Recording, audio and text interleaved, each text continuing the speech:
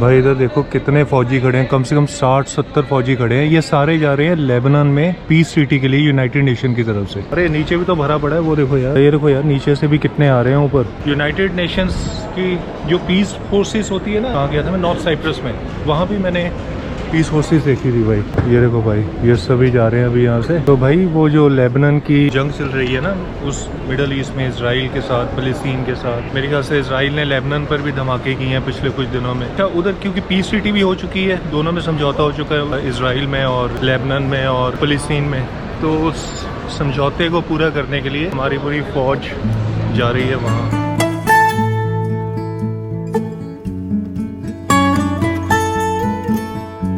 स्वागत है आपका आज नई वीडियो में, नए ट्रिप में जाने के लिए, नए देश में नया देश तो नहीं है एक्चुअली, इस देश में मैं ऑलरेडी 4 दफ़ा जा चुका हूँ।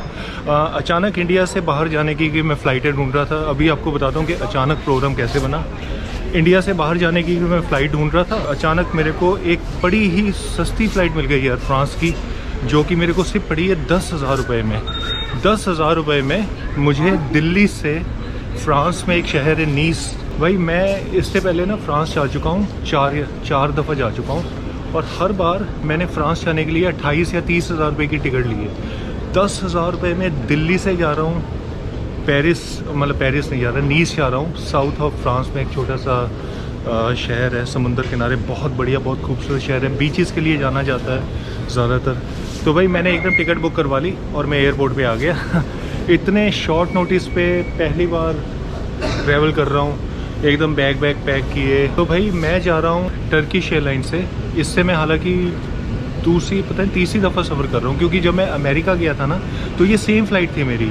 तो दिल्ली से जाएगी इस्तांबुल, इंडिगो की फ़्लाइट है, और इस्तांबुल से आगे ये फ़्लाइट जाएगी नीस में, जो कि टर्किश एयरलाइन की फ़्लाइट है। टर्किश एयरलाइन और इंडिगो जो एयरलाइन हमारे इंडिया की है, उन दोनों का कोड शेयर फ्लाइट है। यहाँ से फ़्लाइट है मेरी सुबह 6:40 की। आजकल इन्होंने चेक इन काउंटर जो है ना, पहले 3 घंटे पहले खोलते थे, कोई 3 घंटे नहीं, अब 6-7 घंटे खोलने शुरू कर दिए हैं। मेरा चेक इन रात को 12 बजे हो गया था।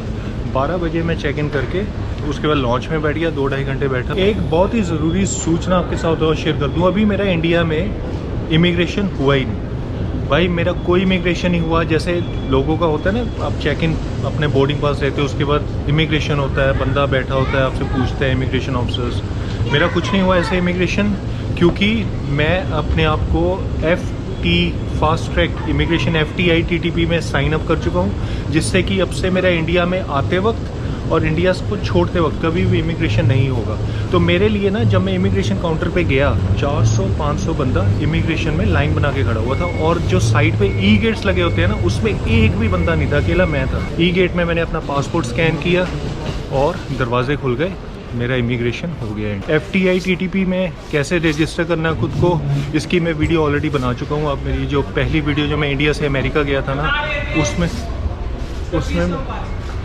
उसमें मैंने डिटेल में बताया हुआ है कि मैंने रजिस्ट्रेशन कैसे किया था FTI TTP। आप भी कर सकते हो। जो ये 10,000 रुपये की टिकट पड़ी है ना, ये भाई विद बैगेज है, मतलब 30 किलो बैगेज अलाउड है और 7-8 किलो जो भी हैंड कैरी अलाउड है। मैं इसलिए बोल रहा हूँ क्योंकि अक्सर एयरलाइंस सस्ती टिकट्स आजकल निकालती हैं और निकालनी शुरू हो गई हैं, लेकिन वो जो बहुत सस्ती टिकट्स होती हैं ना, उसमें बैगेज नहीं इंक्लूडेड होता। तो भाई ये जो 10,000 रुपये की जो फ़्लाइट मिली है मेरे को, इसमें मतलब दिल्ली से इस्तांबुल और इस्तांबुल से नीस जाएगी, और विद बैगेज के साथ, विद खाना पीना सब कुछ और इससे ज़्यादा क्या चाहिए यार। कई लोग ना मुझे पूछते हैं कि भाई यहाँ जो मशीनें लगी, इनको यूज़ कैसे करते हैं। आपको एक सिंपल सा एक आइडिया बता देता हूँ कि कैसे करते हैं भाई। हर आइटम जो भी लिखी हुई है ना, उसके नीचे नंबर लिखा हुआ है, 113, 114, 123, 124। लेट्स से जैसे अब आपने कोक निकालनी है, कोक नीचे लिखा हो 143, ठीक है। तो स्क्रीन पे आओ, यहाँ आपको कहीं या तो 143 टाइप करना पड़ेगा, या तो ये लिस्ट में से ना आपने ढूंढना है कि आपकी कोक कौन सी है भाई। अब जैसे कोक है ये वाली, तो इसमें ऐड टू कार्ट करो। ऐड टू कार्ट मतलब बास्केट में डाल लिया, उसके बाद चेकआउट पे क्लिक करो। टोटल आपको 70 रुपये देनी है, ये कोई यहाँ लिखे आ गया, ठीक है।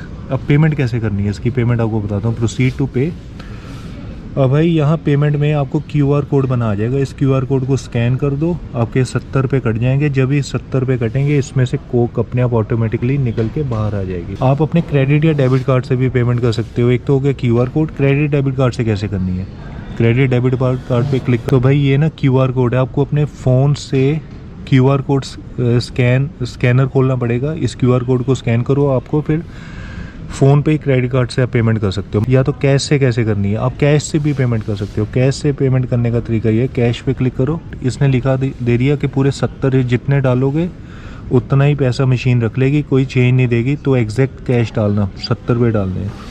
तो 70 रुपये कहाँ डालने हैं आपने, तो भाई यहाँ से कैश डालो, ये देखो यहाँ से कैश डालोगे 50 और 20 का नोट, तो आपका रिसीव हो जाएगा, ऑटोमेटिकली हो जाएगा। तो अगर एग्जैक्ट कैश नहीं है तो भाई ये मशीन आपको पैसे वापस नहीं निकालेगी। तो सबसे बेहतर तरीका UPI का है। तो भाई बोर्डिंग शुरू हो चुकी है यहाँ, ये देखो यार बड़ा पूरा प्लेन ही भरा हुआ जहाज़। तो भाई आप पता है जब आप यहाँ बोर्डिंग करने आते हो ना, बोर्डिंग गेट पे भी आप अपनी सीट चेंज करवा सकते हो। अभी मैं जब यहाँ आया तो मैंने इनको रिक्वेस्ट किया कि भाई मुझे ना एक रो दे दो पूरी खाली, जिसमें चारों सीट्स खाली हों ताकि मैं आराम से सो के चला जाऊँ।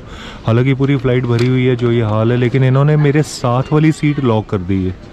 साथ वाली सीट लॉक होने से थोड़ा सा उसमें ये फ़ायदा होगा कि आराम से ना मैं लेट लूट के थोड़ा सा सो के चला जाऊँगा। सर दिल्ली से इस्तांबुल का बोर्डिंग पास आप रखेंगे। तो भाई ये जो फ़्लाइट है 7 घंटे की होने वाली है दिल्ली से, और शायद ये लेफ़्ट हैंड साइड वाली सीट जो लॉक कर दी थी वो खाली रहेगी, तो दिक्कत नहीं होगी कोई भाई। वैसे तो सोने में कुछ हेल्प नहीं करेगी, लेकिन चलो थोड़ा बहुत ही सही जितना आराम से मिले। और सीट यार इनका ना इंडिगो का, चलो अब क्या कंप्लेन करें, 10,000 की टिकट है, सस्ता जहाज़ है यार, अब इसमें और ज़्यादा क्या होगा। लेग रूम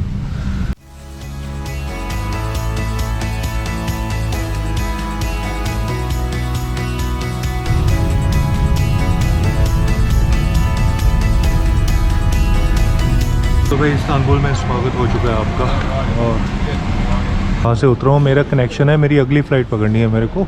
और यहाँ ना एक बड़ा टर्की वालों ने सिस्टम किया है, जिसका तो शॉर्ट कनेक्शन है, मतलब जिसका अगले 1-2 घंटे में फ़्लाइट है वो यहाँ से एंट्री मारेगा शॉर्टकट। जिसकी फ़्लाइट में टाइम ज़्यादा है वो सीधा सीधा जाएगा। जिसने टर्की छोड़कर बाहर जाना है, ये उसके लिए इमिग्रेशन कंट्रोल है। हमारे लिए सीधा सीधा इंटरनेशनल ट्रांसफ़र। आगे हमारा इंटरनेशनल ट्रांसफ़र, यहाँ मेरी सिक्योरिटी होगी। बोर्डिंग पास तो मेरे पास है ही है, जो मुझे मिल गया था, तो बस बोर्डिंग पास दिखा के यहाँ से निकल जाऊँगा भाई आगे। पिछली बार जब मैं आया था इसी एयरपोर्ट पे मैं था 1 महीना पहले, जब मैं न्यूयॉर्क जा रहा था ना, तो इसी फ़्लाइट से आया था इंडिगो से, और सुबह सेम टाइम था 6:40 इंडिया से चलने का, और यहाँ से फिर मैं न्यूयॉर्क गया था। तो इस एयरपोर्ट को भाई मैं जब से देखा है ना, पिछली बार से मैं मानता हूँ बेहतरीन एयरपोर्ट है। सिंगापुर के एयरपोर्ट के बाद या ओमान का जो मस्कट एयरपोर्ट है, उसके बाद देखो यार कितना शानदार है यार ये, मतलब मैं बता नहीं सकता कितना गोल्डन ये वो। अरे छतें भी इन्होंने की हुई हैं, छत पर वैसे फ्लैग बनाया हुआ, चांद बना हुआ है ना, टर्की का फ्लैग है ये।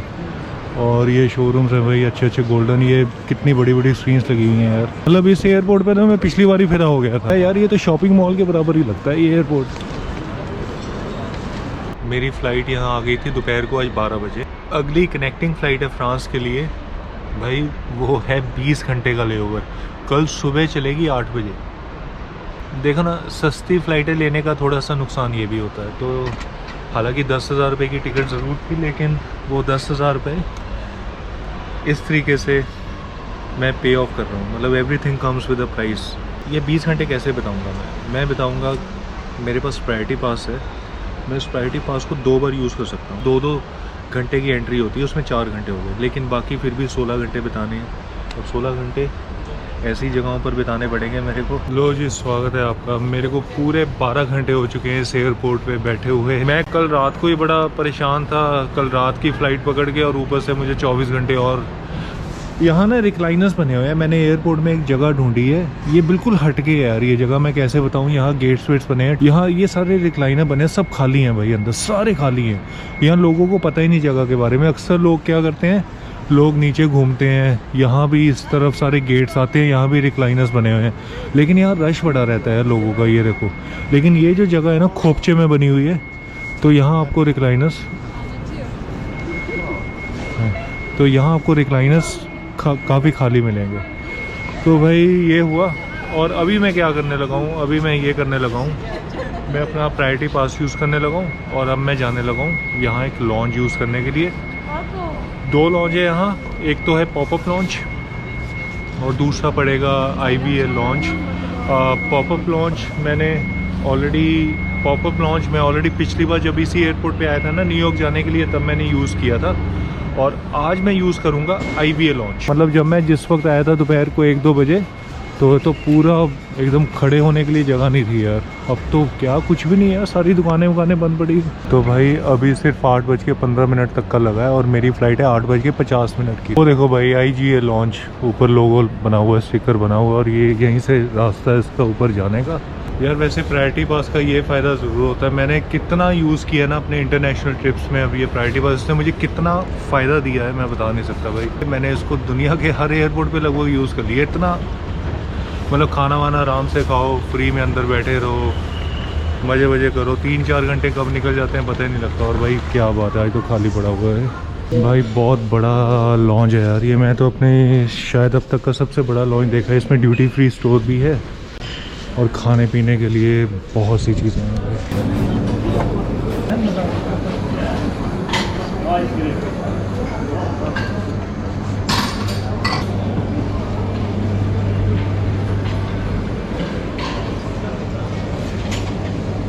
अरे भाई ये देखो यार, टेरेस ही बनी हुई है यहाँ, आप अपना सामान वान उठा के खाने पीने का यहाँ लेकर आओ। और ये देखो कितना लंबा चौड़ा पीछे यार, पूरे का पूरा लॉन्च है भाई। इतना सच में इससे बड़ा लॉन्च मैंने आज तक नहीं कभी देखा। पूरी दुनिया के लॉन्च देख लिए।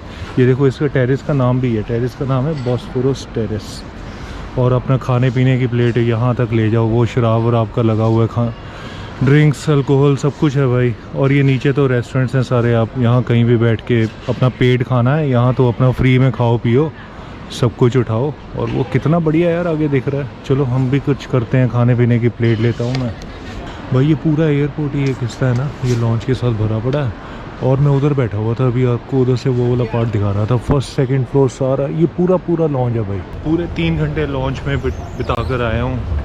हालांकि इन्होंने ना मेरे बोर्डिंग पास पे लिख दिया था कि 3.5 घंटे में बैठ सकता हूँ अंदर। बोर्डिंग पास इन्होंने एंट्री पे ही रख लिया था, कहते जब आप बाहर आओगे ना तब ले लेना, क्योंकि मेरी फ़्लाइट है सुबह 8-9 बजे की। तो फिर भी इन्होंने कहते 3.5 घंटे तक बैठ जाना, कोई दिक्कत नहीं। खैर बता दूं कि यूरोप का सबसे बड़ा एयरपोर्ट लॉन्च है ये IVA लॉन्च। तो भाई पीछे बोर्डिंग शुरू हो चुकी है, बस पासपोर्ट चेक किया, कुछ भी नहीं पूछा, कोई टिकट विकट नहीं पूछी, कोई रिटर्न नहीं, स्टैंप लगा दिया बोर्डिंग पास पे। पीछे एक लड़का रोक दिया इन्होंने, 16 साल की उम्र है और वो सफ़र कर रहा है। उससे पता नहीं डिटेल मांगी जा रही है, जो भी उससे Koltuk numarası 18 ve üzeri olan yolcu. भाई जहाँ तक मुझे लगता है ना, अकेला मैं इंडियन हूँ इस फ्लाइट में जा रहा हूँ। क्योंकि अगर पेरिस होता ना तो वहाँ तो जाने वाले आपको कई मिल जाएंगे। पिछली फ़्लाइट से भी कई लोग पेरिस जाने वाले थे, लेकिन जिस जगह मैं जा रहा हूँ नीस, छोटा सा शहर है, साउथ ऑफ फ्रांस में पड़ता हूँ।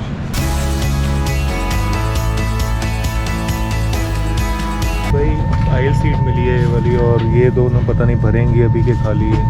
यार मैं क्रॉकरी से बड़ा इम्प्रेस्ड हूँ।